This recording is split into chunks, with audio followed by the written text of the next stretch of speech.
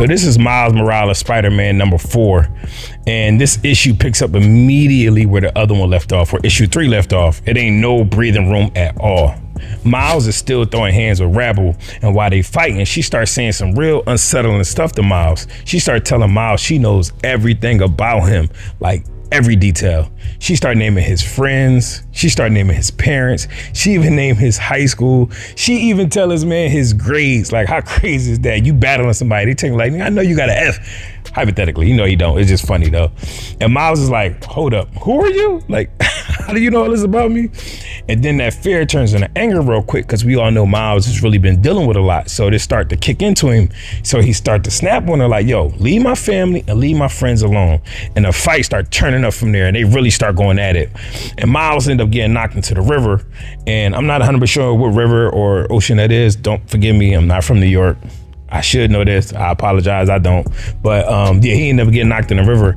And meanwhile, I think it's the Hudson River to be asked. And meanwhile, Rabble makes it back to her hideout. And when she gets there, you know, Starling is still tied up. And Starling being Starling, she started being sarcastic as hell. Like, damn, who beat you up? Why you so bloody? And she started cracking jokes, you know, being sarcastic as she is. Like, yo, you look rough.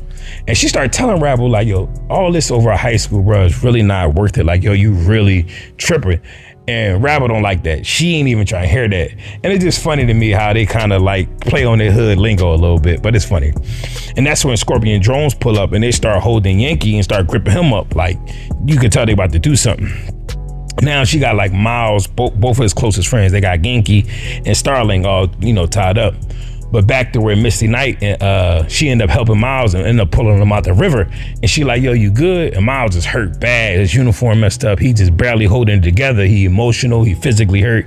But all he care about is saving his friends. That's all he worried about.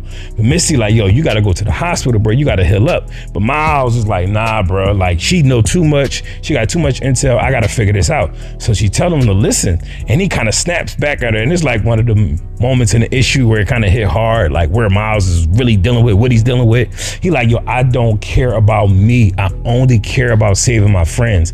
And that line hit hard, because it's like, yo, he really battling and he ain't trying to hear nothing else. He really trying to get this shit figured out. So Misty explains like, yo, calm down. Let's be logical. I found one of Rabble's devices, one of her drones, the little Scorpion drone looking things, and we could track her back to the hideout. That's the plan. So he like, all right, okay, cool. So Misty followed the drones and finds a secret location inside. So she sees Starling and Genki all tied up and gagged, but they try to warn her like, yo, hold up, don't come in here yet, because everything is motion.